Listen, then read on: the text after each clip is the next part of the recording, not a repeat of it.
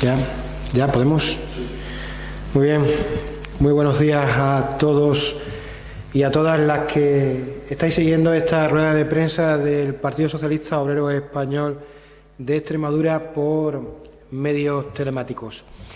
En primer lugar, como siempre, queríamos mandarle un abrazo y nuestras condolencias a todos los familiares de las personas que han fallecido por coronavirus en esta última semana.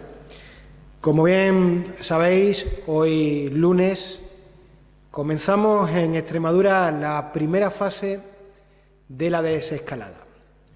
La primera fase es un paso hacia adelante, pero tenemos que usar la prudencia, la responsabilidad de toda la ciudadanía de Extremadura para que ese paso adelante no signifique que en el futuro haya dos pasos hacia atrás, porque mientras no exista una vacuna contra el virus, existirá el riesgo, y mientras exista el riesgo, los ciudadanos y las ciudadanas de esta región, de este país, tienen que entender que más que nunca tenemos que ser prudentes y que tenemos que ser responsables y fundamentalmente hacernos casos de las recomendaciones que los sanitarios nos dan para poder y para seguir dando pasos hacia adelante.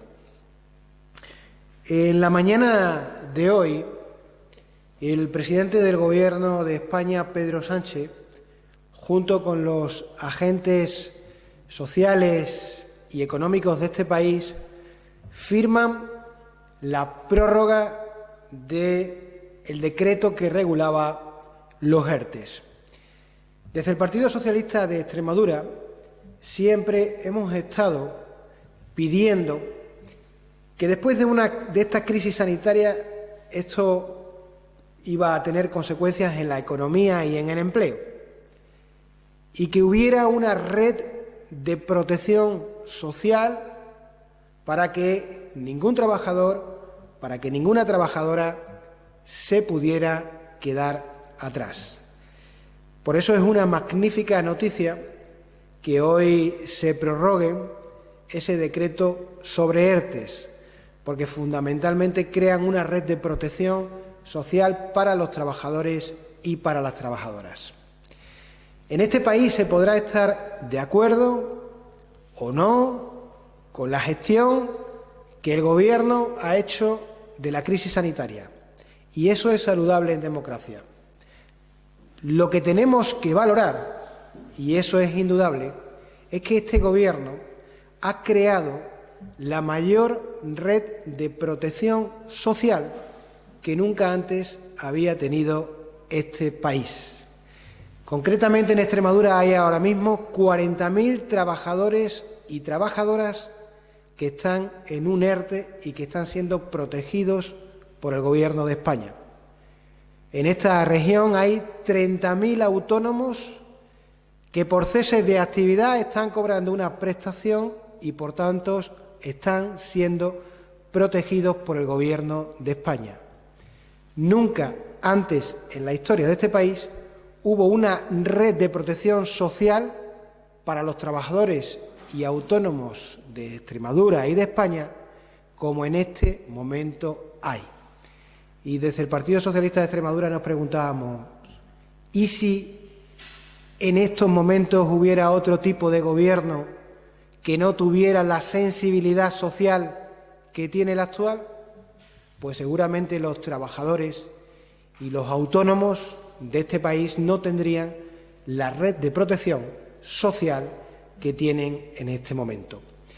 Y junto a esa red de protección social, la Junta de Extremadura también está complementando las acciones que el Gobierno de España está llevando a cabo para que nadie se quede atrás. Concretamente, la Junta aprobó hace unos días el decreto sobre el mantenimiento del empleo, un decreto que va a ayudar especialmente a los autónomos con una dotación de 58 millones de euros que supone el mayor esfuerzo que nunca antes hizo la Junta de Extremadura para un sector como son los autónomos, pero también para ayudar a los trabajadores y a las trabajadoras de esta región. Un decreto que mañana entra en vigor y que a partir de mañana tanto los autónomos como los trabajadores afectados pueden solicitar esas ayudas. Y junto a ese decreto, el pasado viernes, la Junta de Extremadura también aprobó una línea de liquidez que es importantísimo para el mantenimiento de nuestro empleo a través de Extraval de 20 millones de euros. Y junto a las ayudas para trabajadores, para autónomos, en materia de liquidez para pymes, la Junta de Extremadura también está poniendo en marcha importantes ayudas en protección social. Hay que tener muy en cuenta que en estas 9 semanas Extremadura ha contratado a 1.200 profesionales para mejorar y hacer frente al virus desde la sanidad. Hay 1.200 profesionales sanitarios más. Pero además se ha puesto en marcha ayudas al alquiler. Se ha renovado automáticamente la renta básica. En definitiva, se ha creado y se está creando una red, un tejido de protección social para que no crezca la desigualdad y para que nadie se quede atrás. Extremadura no es la comunidad que mayor Producto Interior Bruto tiene, lo es Madrid. Extremadura es una región humilde frente a otras regiones ricas como puede ser Madrid. Pero la gran diferencia es que, mientras en Madrid a los alumnos con becas de comedor se les atiborra a comida basura, en Extremadura a nuestros 3.600 alumnos que tienen actualmente esas becas de comedor se les da una comida rica y saludable. Porque la gran diferencia de unos dirigentes a otros es que mientras uno solamente piensa en lo económico, aquí en Extremadura se piensa en las personas y en los más vulnerables, y especialmente en nuestros niños y en nuestras niñas. Por eso, mientras que allí se les atiborra comida basura, aquí se les da menú rico y saludable para nuestros niños y para nuestras niñas. La semana pasada apelábamos a la responsabilidad del Partido Popular para que apoyara al Gobierno en la prórroga del estado de alarma. Nos dimos cuenta de que era imposible. Sin embargo, nos alegramos que haya partidos que hayan entendido que esta es una situación histórica, que es la crisis sanitaria más grande de los últimos 100 años a nivel mundial, y que haya partidos como el Partido Nacionalista Vasco o Ciudadanos que hayan estado a la altura de las circunstancias. Este país necesita un acuerdo de reconstrucción y eso pasa por unos nuevos presupuestos generales del Estado que miren precisamente hacia la reconstrucción del país. Nosotros nos alegra que haya partidos como el PNV o Ciudadanos que estén dispuestos a dialogar, porque esa es la base para que luego existan consensos. Lo que no entendemos de verdad, lo que no comprendemos, es que ante la mayor crisis sanitaria que ha habido en los últimos 100 años, el principal partido de la oposición de este país, que además gobierna comunidades tan importantes como Andalucía, como Madrid o como Galicia, que ese partido, que el Partido Popular, no esté a la altura de la circunstancia.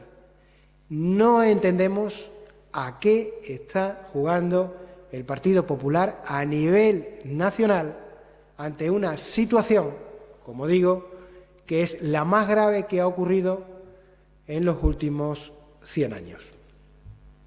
Me pongo a vuestra disposición si hay alguna pregunta.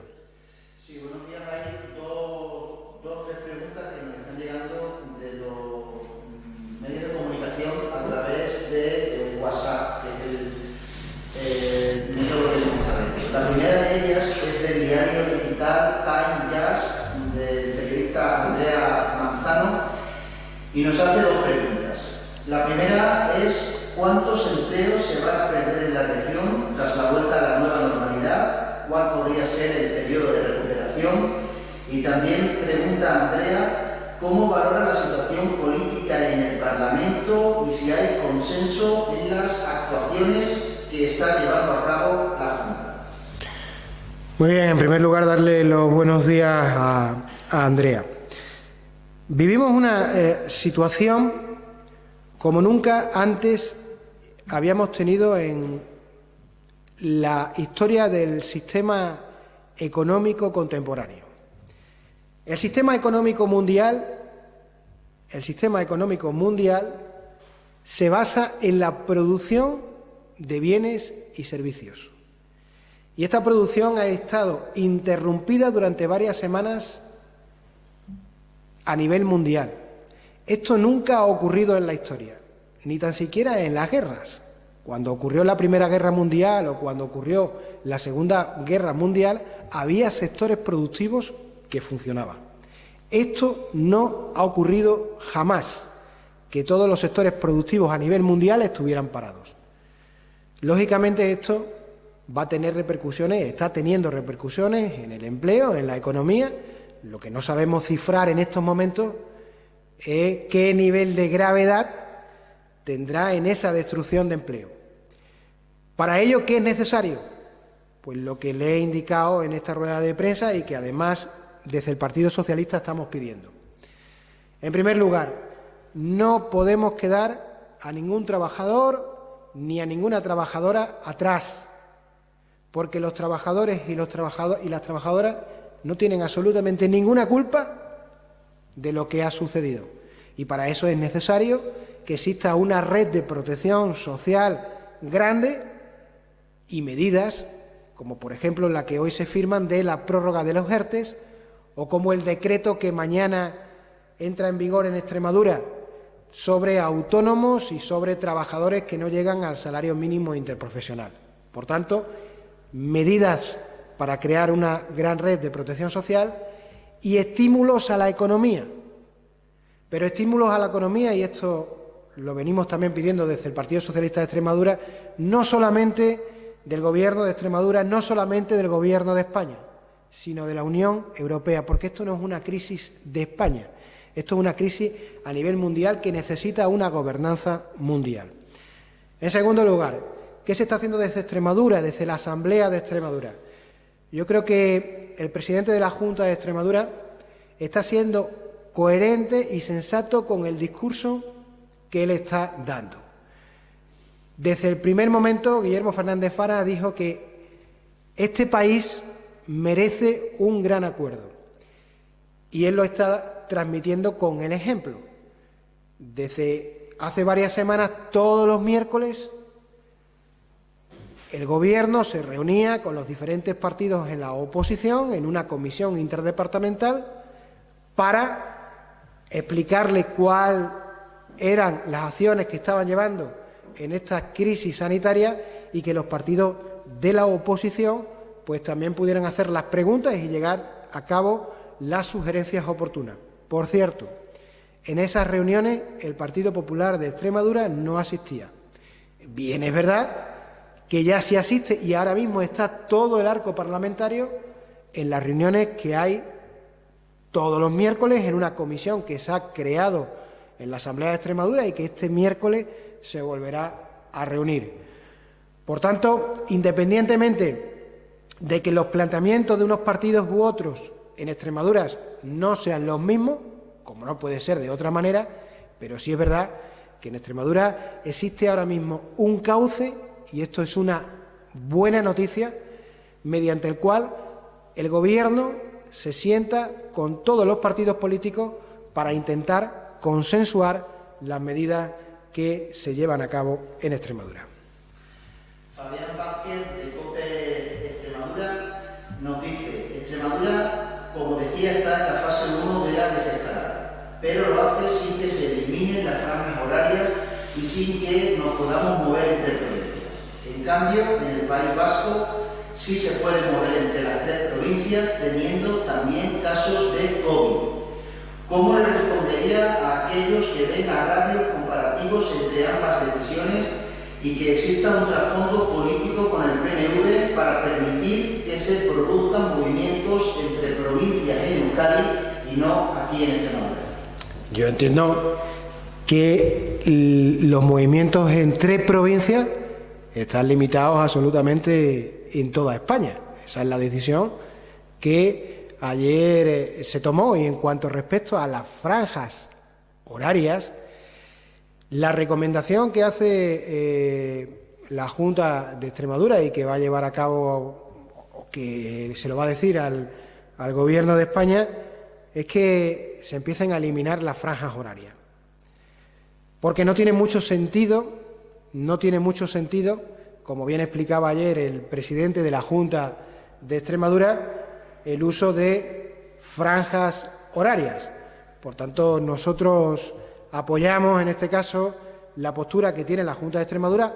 Hay toda esta semana para discutirla y una vez que se discuta esperemos que nos hagan caso y se eliminen las franjas horarias porque, como digo, no tienen mucho sentido. Es verdad que quizá en ciudades con mayor densidad, como puede ser Madrid, Valencia, Barcelona, sí pueden tener sentido, pero en territorios con más despoblación, con menos densidad, como puede ser el territorio extremeño, pues en estos momentos las franjas horarias no tendrían mucho sentido, porque además lo que provocan es que haya más aglomeración, esas franjas horarias, que haya más aglomeración en determinadas horas de personas. Por tanto, nosotros apoyamos, en este caso, la propuesta que está haciendo la Junta de Extremadura de eliminar las franjas horarias. Noelia Gil, de Canal Extremadura Televisión, nos cuenta: desde el Partido Popular consideran que es insuficiente la dotación para la región y que Extremadura sale perdiendo en el reparto de fondos. ¿Cómo valora el PSOE estas declaraciones de la oposición? En primer lugar, nosotros apoyamos las declaraciones que ayer el presidente de la Junta de Extremadura dijo y el secretario general de los socialistas extremeños, Guillermo Fernández Vara. El Partido Socialista de Extremadura no está de acuerdo con la propuesta inicial que se ha hecho del reparto de los 10.000 millones de euros. Ahora, es una propuesta inicial. Eso significa que en estos momentos no hay una propuesta definitiva y que hay que estudiarlo y que hay que valorarlo. Y, por tanto, como bien dijo ayer Guillermo Fernández Vara, Extremadura le hará llegar su propuesta al Gobierno para que la estudie y para que la valore.